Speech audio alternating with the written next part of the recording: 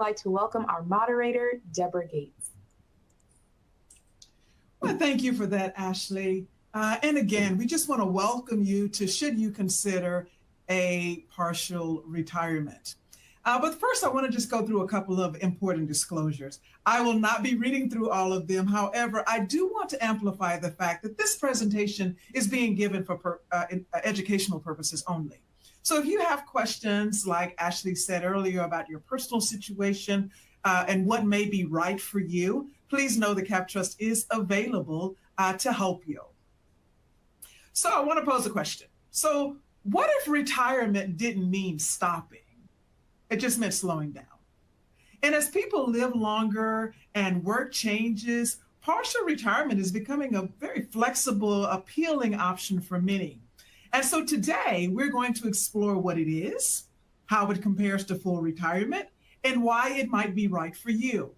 I have an expert panel, a set of panelists with us today. They're going to share some insights on financial planning, lifestyle impact, and strategies to create a steady income stream. We'll also cover some key concepts like asset allocation and the sequence of returns so that your retirement plan stays stronger. It is our intention that by the end of this session, you'll walk away with a clearer picture of whether partial retirement is right for you. So without any further ado, I want to introduce and welcome my guest panelists today. So I want to welcome Roseanne and James. It's a pleasure to be here in our Pasadena, California office. That's home of the Rose Bowl. I want you to know that their full bios are in the handout section. However, I want to just kind of add Roseanne and James collectively bring over 50 years of industry experience to this conversation today. A little tidbit of information about Roseanne is that when she's not in the office, she enjoys ballroom dancing with her husband. And then a tidbit about James, he enjoys traveling with his family and also playing a little bit of golf every now and again. So thank you both for welcoming me and hosting me in this Pasadena office. So thank you for coming. Thanks, Deborah. It's great to be here. Hi, Deborah. Thanks for having me. Absolutely. So let's just jump right into this conversation. Roseanne, I think I want to start by posing a question to you. And then James, if you feel free to jump in as well. What exactly constitutes partial retirement? And how does it differ from traditional retirement? I want you to tell me the definitions, a very clear definition of them, both of them. And then I want you to tell us what you're seeing with your clients, because you're working with individuals every day about this subject. Okay, I'll go ahead and start. Well, traditional, basically, it's kind of what we all know. Our grandparents did it. It's stop working, right? There's a hard cutoff. You give your employer the date, and that's it. You're done working. No more paycheck from wages. And, you have more free time. You travel, hobbies, golf, things like that. And the partial really involves, a formal definition is it involves continued employment past the usual retirement age, but at a reduced scale and reduced income. So you retire, but then you keep doing something to generate a paycheck or some sort of income.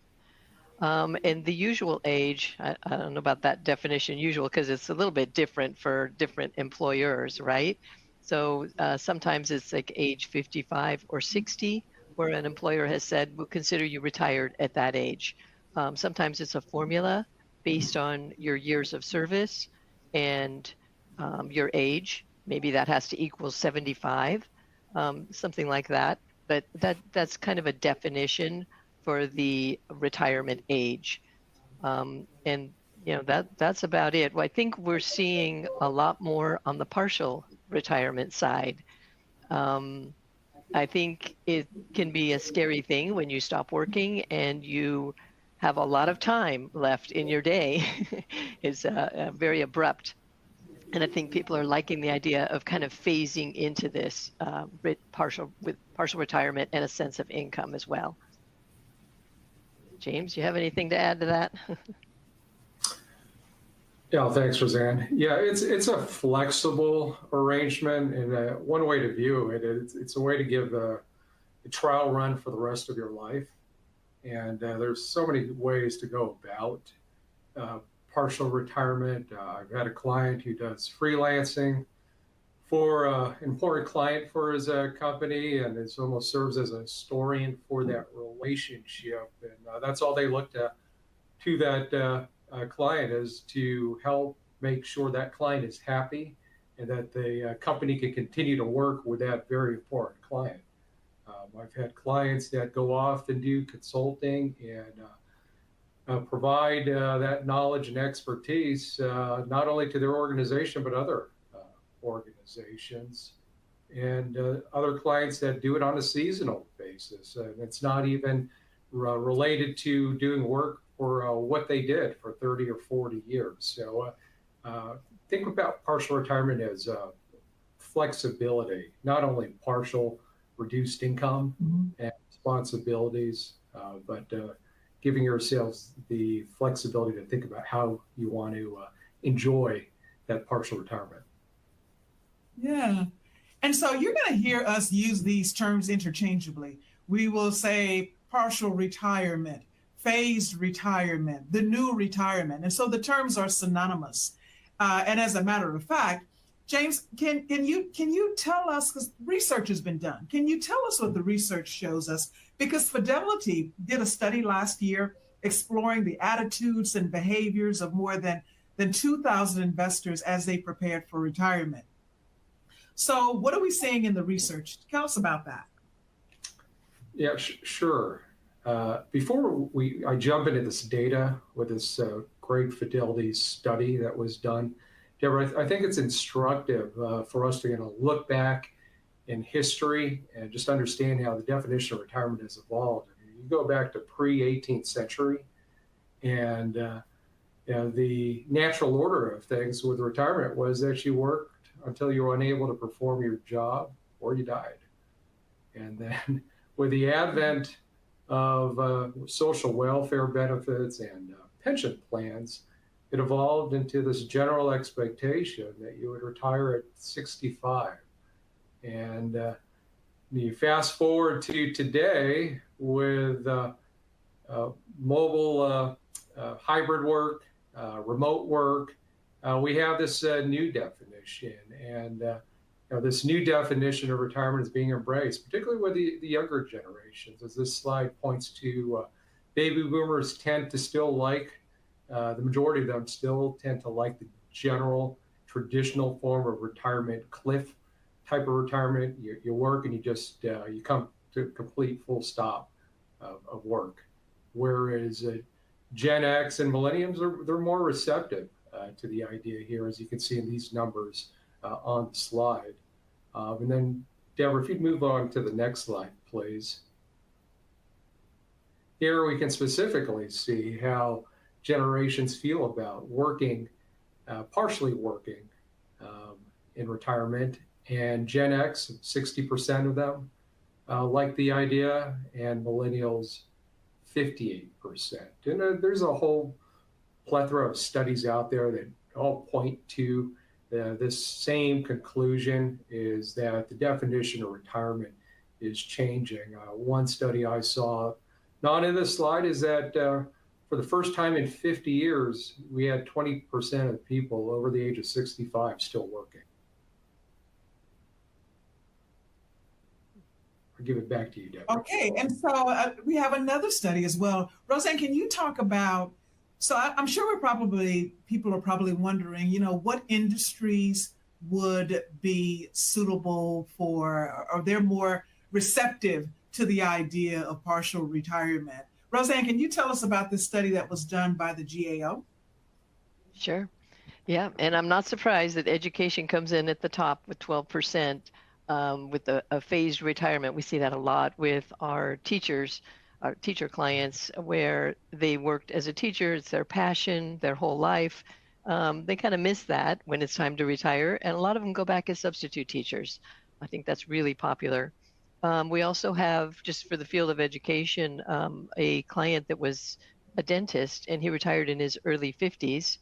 always wanted to be a professor, so went back, got Mhm. the credential, and became a professor at the university.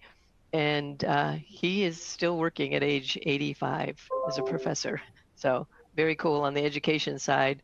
Let's see, with consulting, that makes sense to me too. Utilities, I think consulting, those folks are used to moving from company to company. We see that a lot. We're in LA, right? The aerospace industry is a big deal down here. So a lot of the engineers, um, they'll go from consulting with one company to another, or they'll have worked with one company their whole life, and they get hired back as a consultant.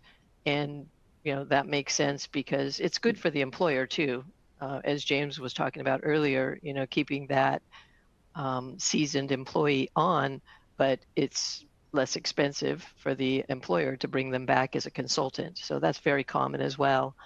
Let's see, the high tech industry, we see that a lot as well, where they, it's a type of a job where you're on the cutting edge of things, and to abruptly stop is difficult. So having a more of a phased retirement on high tech as well, or they do completely stop because they reach burnout.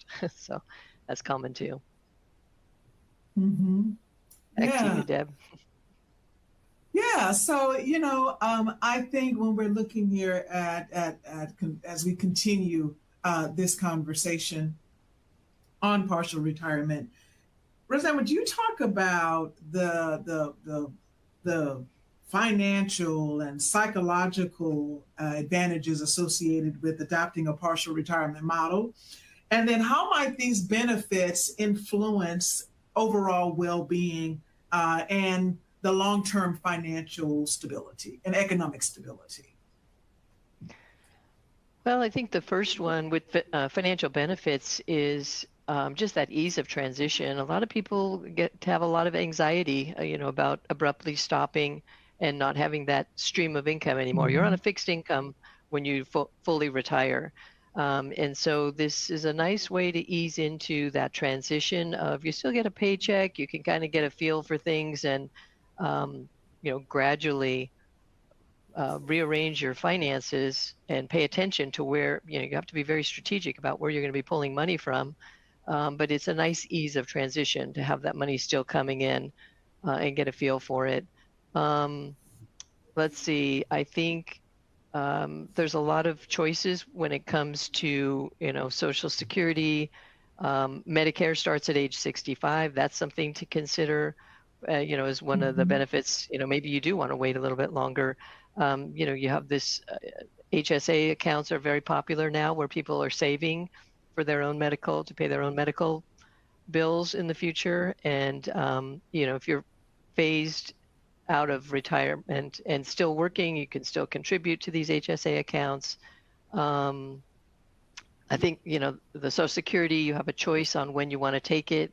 Um, Most people wait till their full retirement age, but some people want to wait until age 70. There's no reason to wait until after age 70. But anyway, with this stream of income, you have choices, and that's really what it's all about. Personal and social benefits, obviously, sometimes going to an office and being around people, staying engaged with the workforce, what's going on, depending on what your work is, that can be a big plus. So I think it's a good opportunity really just to test the waters. So Mhm. I know there are challenges, and hopefully James is going to be prepared to talk about the challenges that come with it too, because there are many challenges. This is just the benefit side. No, I'd love to. Okay. And with all the great benefits of considering partial retirement that Roseanne pointed out, you do need to be mindful of a few potential challenges to making that decision. On the financial side, if you're one of the few folks out there that's fortunate enough to not only have a 401k plan, but a pension plan, partial retirement and still collecting income could have an impact on the benefit you collect from the pension plan. Many pension plans out there today, the formula is based on your highest earning year. So So potentially reducing your income could be to a detriment to what you could potentially receive in a form of a pension benefit. So if you're considering partial retirement, the best decision might be to retire from that company, collect your full pension benefit, and then consider employment at another company. Social Security, Roseanne pointed out the benefits of potentially delaying your claim to maximize your benefits. But if you're considering claiming early before your full retirement age, you have to be mindful of the fact that for every dollar you earn over the year's income limit for Social Security, you receive, correct myself, for every dollar there's a reduction for every $2 of income earned above the Social Security limit. This year it's $23,400, and that number is adjusted. So be mindful of that. And then you also have to look at if you were working and you had a great plan and you received a match in contribution, moving to a part-time status may preclude you from receiving that matching contribution you received while you were working. And the other very important fact from a cost standpoint is, will you still be eligible for the healthcare benefits your company does offer? So those are key financial challenges you want to make sure you investigate. On the lifestyle side, I'd say there's more lifestyle benefits relative to the transition from retirement, a traditional retirement versus a partial retirement. But there are some challenges, because if you're still maintaining responsibilities and work to your employer, but on a reduced scale, and at the same time trying to bring into your calendar new endeavors, trying to discover a new purpose for yourself and how you're going to spend time in retirement. You're managing new boundaries with the structure of your life, and potentially there's some decision fatigue in the early on as you're trying to decide what are you doing with that extra time. So those are some of the lifestyle challenges that you might face during a partial retirement. Back to you. Yeah, and so when we look at financial challenges, I know that we have on the slide about pension impact, but when we're looking at the impact, we're looking at all employer-sponsored plans. So that's your 401k, that's your 403b that you're looking at, because I know we have all of those in our client base, our clients all across. So don't feel slighted or left out, because we're talking about all of the employer-sponsored plans. But I do want to, given the financial and psychological factors that we've discussed, before we go into creating a plan and looking at creating a plan for partial retirement, I just want to take a pause at this point and kind of look to see if there are any questions that we might have. Ashley, any questions coming in? Yes, we have received a ton of questions. We appreciate you all being so engaged in the conversation. I am seeing that a few of you are submitting personal questions. So again, please don't hesitate to reach out to our advice desk for those specific questions related to your situation. But James, based on what you were talking about, can you let us know how employers are typically responding to requests for reduced hours or flexible schedules, and what challenges someone would commonly face when adjusting to that reduced work schedule? Ooh, great question. Tough question, Ashley. As the GAO study slide earlier pointed to, at this point, Ashley, the amount of formal phased retirement programs in this country, we can see it's still at a low percentage number.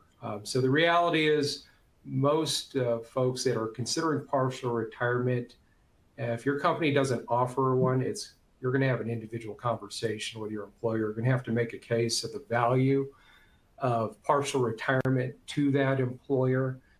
And then there is some value to making that pitch to your employer. One, they don't have to spend money on search and onboarding of a new employee. And if you've been there a long time, they get the benefit of that knowledge transfer, those years of experience and that you bring to the table. So make that case if you're considering a partial retirement. And what was the other part of that question, Ashley? I'm sorry. What challenges people commonly face when they're adjusting to those reduced work schedules? Okay. Immediately what comes to mind for me in working with retirees is underestimating your actual expenses in retirement. So many people go through and don't take the time to really take inventory of where the money goes. And it's not until they're actually in retirement and spending and seeing that they have less income to cover those expenses. It's a bit of a surprise. Another one is not planning adequately for healthcare costs, as well as not properly taking into consideration that you're still going to be paying taxes. You're earning less, but you're still paying taxes. And then you're starting to take money out of your retirement plan, and you're having to pay taxes on those distributions as well. Yeah, thank you for that, James. And just as a reminder, everyone, there is a budgeting worksheet on there if you want to start getting a head start on those expenses. Deborah, I'll go ahead and turn it back over to you. Yeah, I just wanted to add, when you're thinking about those kinds of programs that your employer may or may not have, doesn't that mean, Roseanne, you can jump in here as well, that when you're talking about partial retirement, it doesn't have to be the company that you worked for 30 or 40 years. Perhaps you're going to venture out and do something new. Maybe you're going to be an entrepreneur, or maybe you're going to do some other things that may to supplement what you've saved and your other things that you're doing. And it's not going back to what you were doing for those 30 or 40 years. Mm-hmm. That's exactly right, Deborah. It is rare, actually, that you are hired on after you retire from a company and you're brought back on to the same company. More often than not, folks will find a different type of a job. They'll work for a different company, or they'll start their own company. We had a client that was a nurse for her entire career, and she'd always wanted to do something like a coffee shop. Her folks were into that. And so when she retired, she bought a food truck and converted it into a little coffee shop truck and a bakery. And she takes it from event to event. So she became very entrepreneurial for the second chapter of her life here, second act. But yeah, it is rare that they stay with the same company. Yeah. Yeah.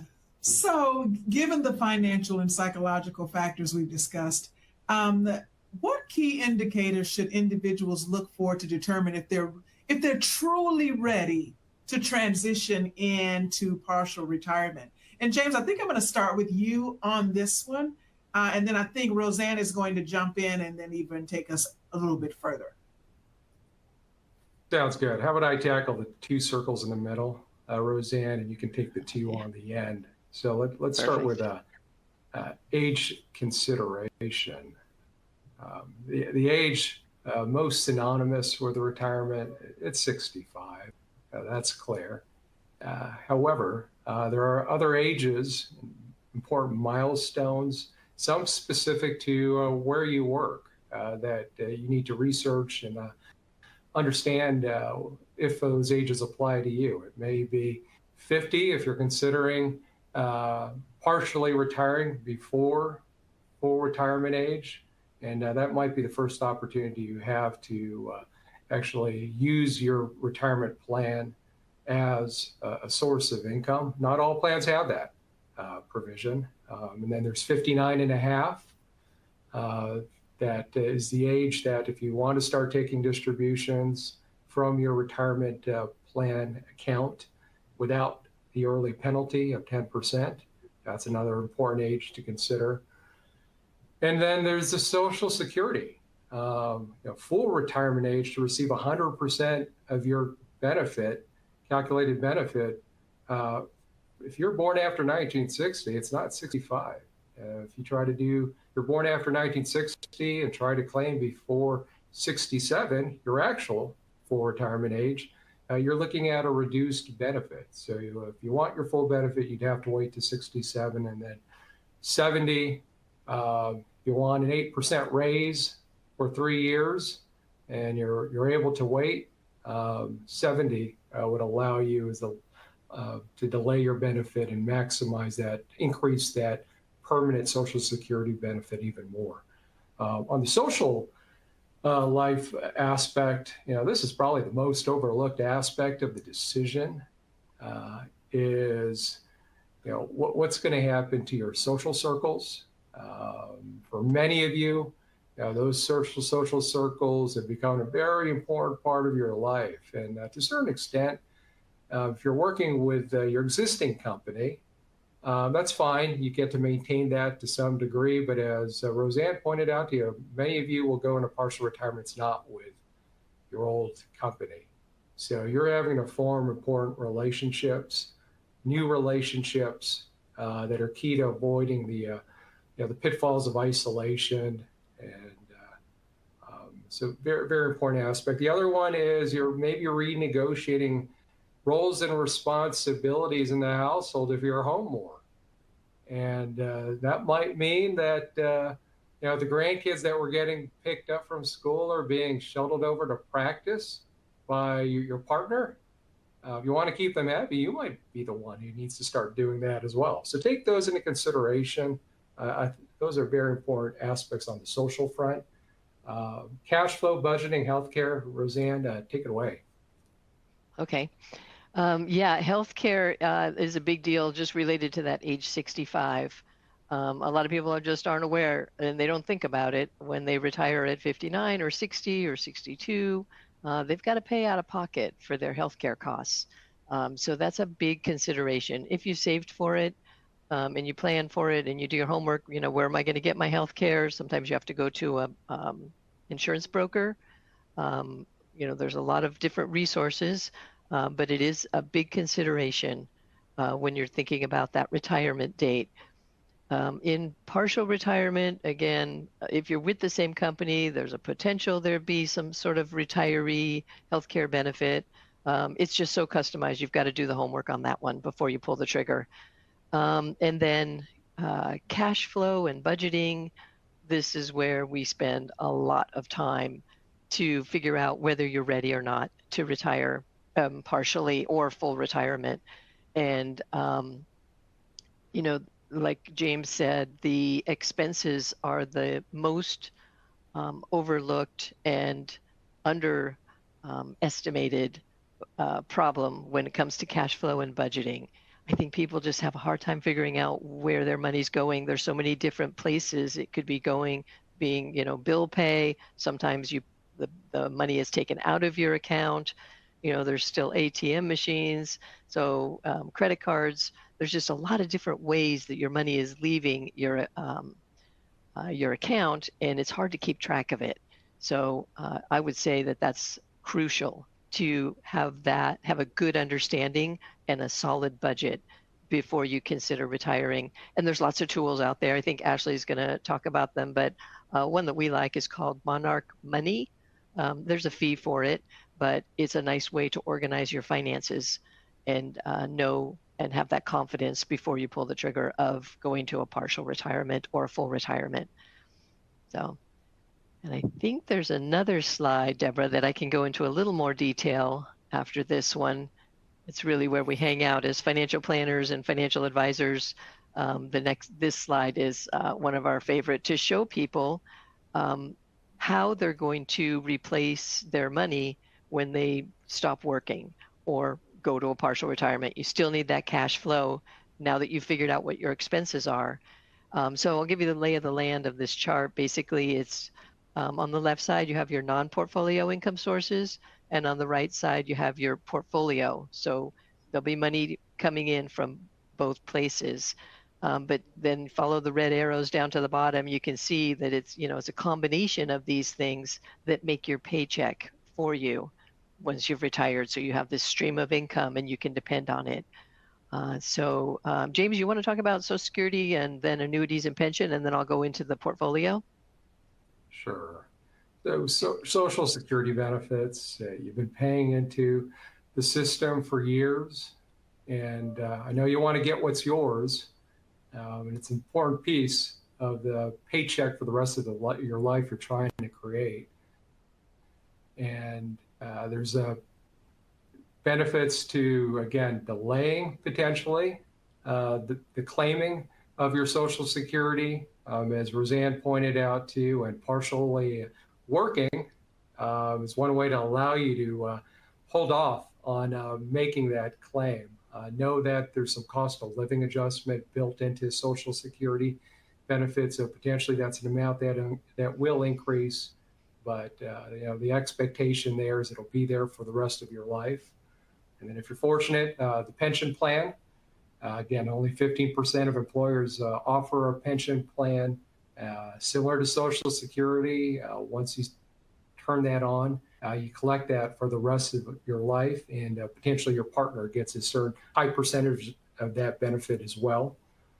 And annuities, if you can have the resources, you can create a sort of pension-like stream of income through annuities. But the key aspect here is you're considering partial retirement. That partial work and additional continuing income that is coming in allows you potentially to maximize Social Security, as well as maximize what you can do on the portfolio side of things, which Roseanne's going to talk about now.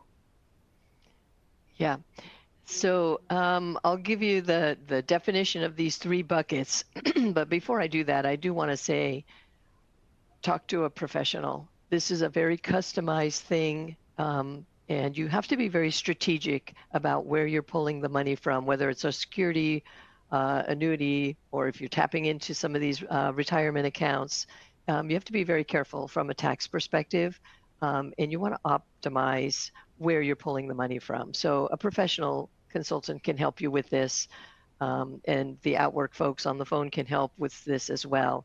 So I think I'll go through these three buckets. First of all, you have your taxable investments. Those are your checking accounts, your savings accounts. That's liquid money that's already been taxed. It could be a brokerage account where you've got investments. It's already been taxed from an income tax standpoint. There may be capital gains in there, different types of taxes, but basically that's taxed after tax money. The next bucket is called a pre-tax retirement account bucket, and that money hasn't been taxed. All the tax has been deferred. So this would be your 401ks, 403bs, 457s, the annuities. Sometimes the annuities will be in a retirement account.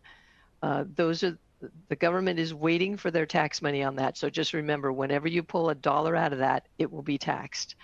And then the Roth account on the final, that is after tax money, but it's in a place that's never going to be taxed again. So Roth accounts are after tax dollars that you've saved for your retirement, and you pay the taxes when you put the money in the Roth, and that money grows tax-free. Okay? There's no requirement to take money out of that. It can pass on to your heirs, and that will pass on tax-free as well. So it's really the goose that laid the golden egg. We love the Roth accounts. So anyway, when you do look for the partial retirement, ideally you'll be working with a professional to help you figure out, should I turn on my Social Security? Does that make sense now? I've got my rental income coming from some homes I've rented out. Maybe that's going to be some source of income. And then where to pull the money from next, because there are penalties associated with some of these boxes, like the pre-retirement account in the middle. As James mentioned before, you got to be 59.5 or you're going to pay 10% on taking money out of that. So you have to just be really careful when it comes to creating that paycheck. That makes sense? Wonderful. Yeah, that makes sense. Thank you so much for that.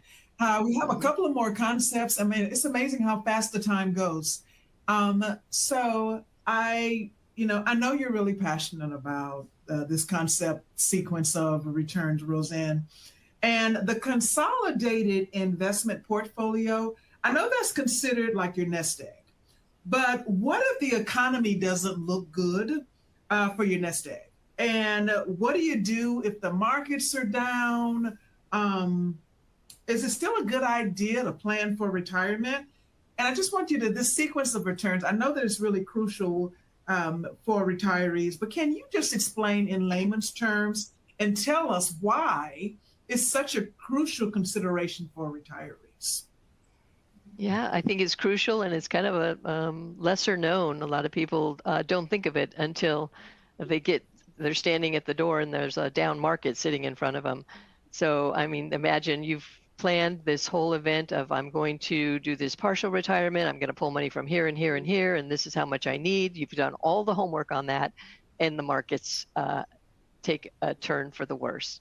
So it's called the sequence of returns, and it refers to the order in which the investments, the returns occur, especially during retirement when you're pulling money out. So I'll give you the lay of the land on this one now. The investor on the left, the blue investor, and then you got the investor on the right.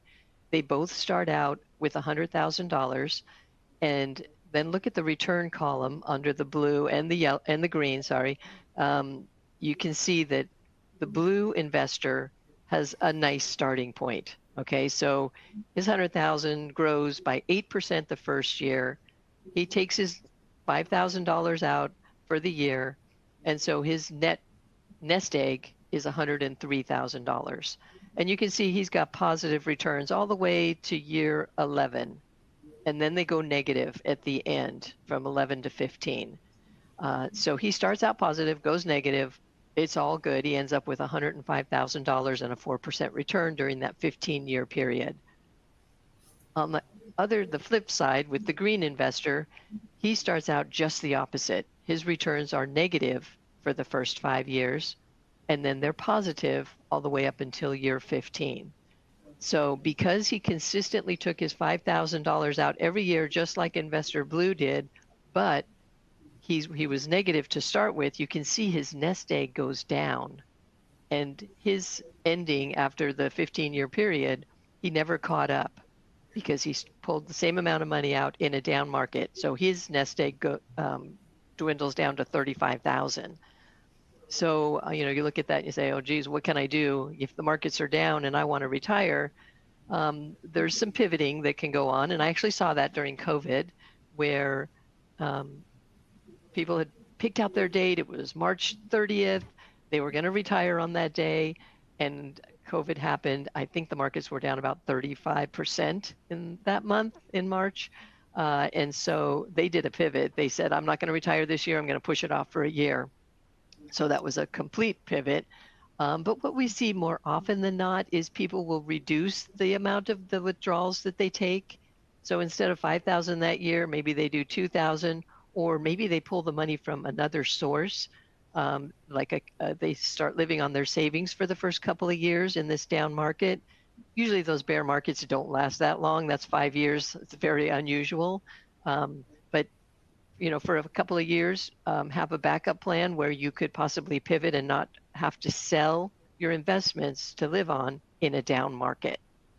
So that's all that's saying is just, be prepared to pivot or tighten your belt. We actually had some clients during those tight times in the 2020, and 2022 was a bad year as well, where they said, look, I'm not traveling. I'm not doing anything anyway. Stop taking money out of my account. And they'll just turn it off for a couple of years. So. Yeah. So there are all kinds of things. I think the common thread that I hear from you and James both is just really to spend some time planning and thinking about what it is that you want to do. I want to go through one more concept that, James, I want you to talk about asset allocation briefly, because I do want to get some more questions in. I know that there are more questions that are coming in. So can you just kind of briefly explain this asset allocation? Sure, I will be brief.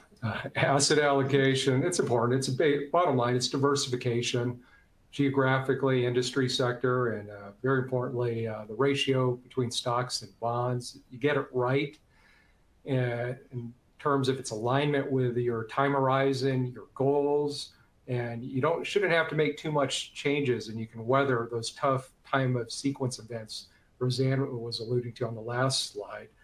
So it's very important. It's the main driver of successful outcomes from a portfolio performance standpoint over time. So don't ignore asset allocation.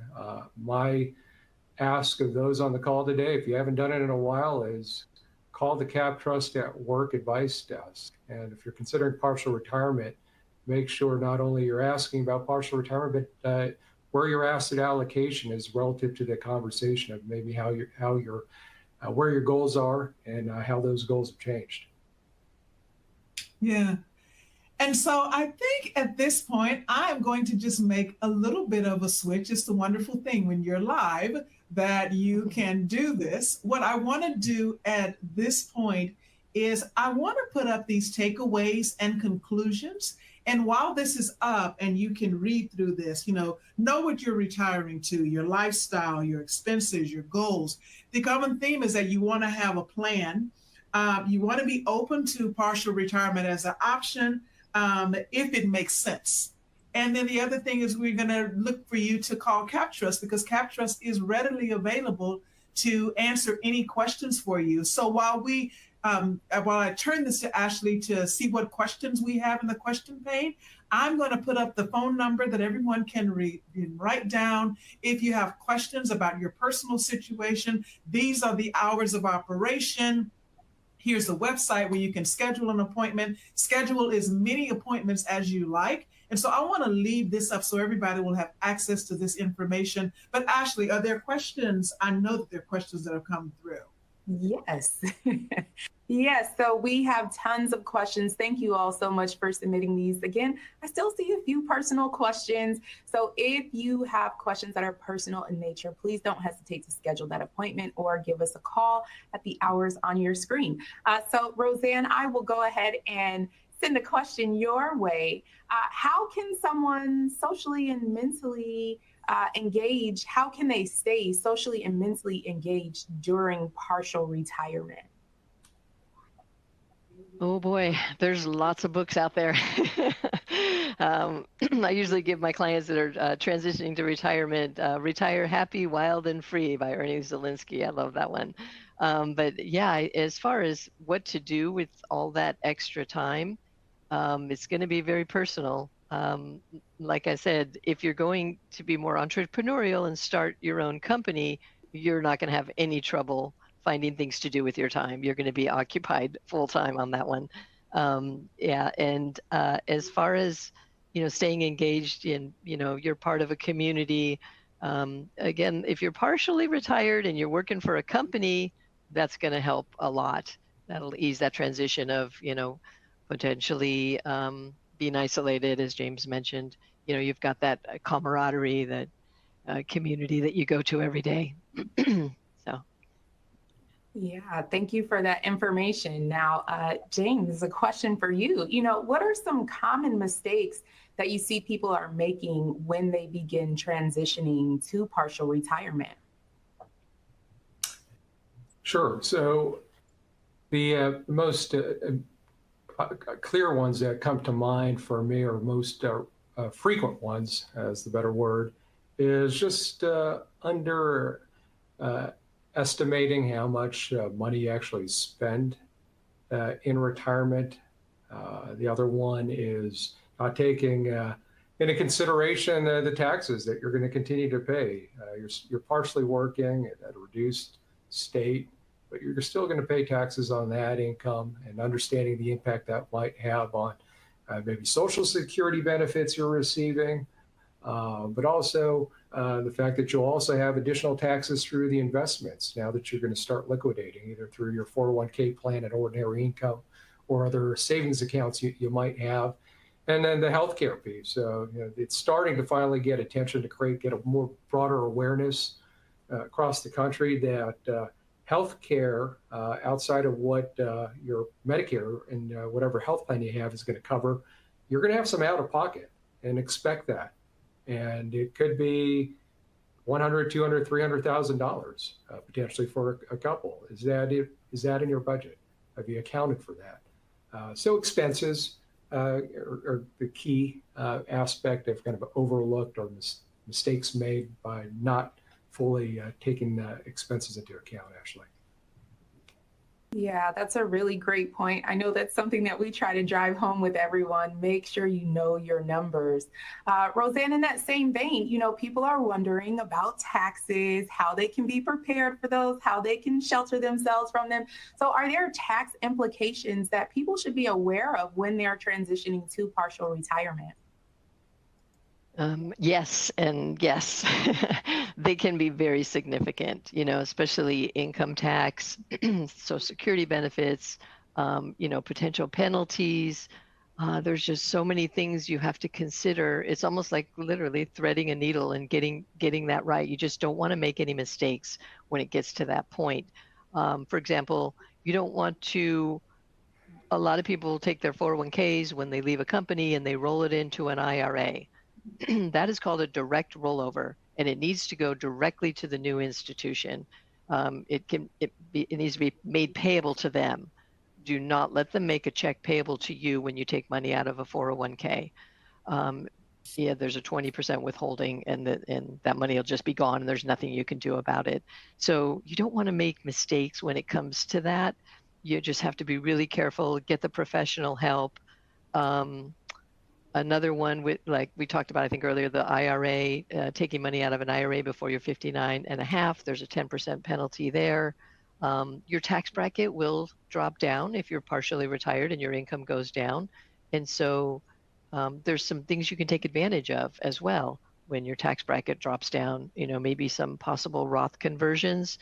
I won't go into all the details, but basically you pull money out of the IRA, you get taxed on it, and you put it into the Roth. Remember the golden goose that lays the egg, right? The more money you can get into that Roth, you'll never be taxed again. It's such a beautiful thing. So there's advantages that of having that partial retirement and those years where your tax drops down, and you can take advantage of things. So it could be a CPA, that you get help from professionally, but your advisor should lay out the plan for you and at least get it set up and work with your CPA with you. Yeah, that's all really great information. Now, people are wondering, how they can prepare for partial retirement, things that they should keep in mind. So are there a few steps that you can give us, Roseanne, of how someone should begin preparing for partial retirement in the next 6 to 12 months? It's back to the numbers game. Really, from a financial perspective, which is where I live, right? It's all about getting your arms around your expenses. Where's your income going to come from? Put together a spreadsheet. Get yourself an balance sheet. What are your assets? What are your liabilities? I think it helps to have debt paid off, especially like non-mortgage debt. You want to go into that with not having any debt to drag you down. Let's see, figuring out, I think, your sources of income and how you should pull that income, being real strategic about all of those things before you pull the trigger. In sequence of returns, look at the environment, what's going on around me right now. Because the worst thing you can do is retire or partially retire and have to draw on your portfolio. The market's down, and then panic. You don't want to panic because, if you had a plan in place, you've got to, try to implement that plan. You might have to pivot from it a little bit and move it around and adjust it.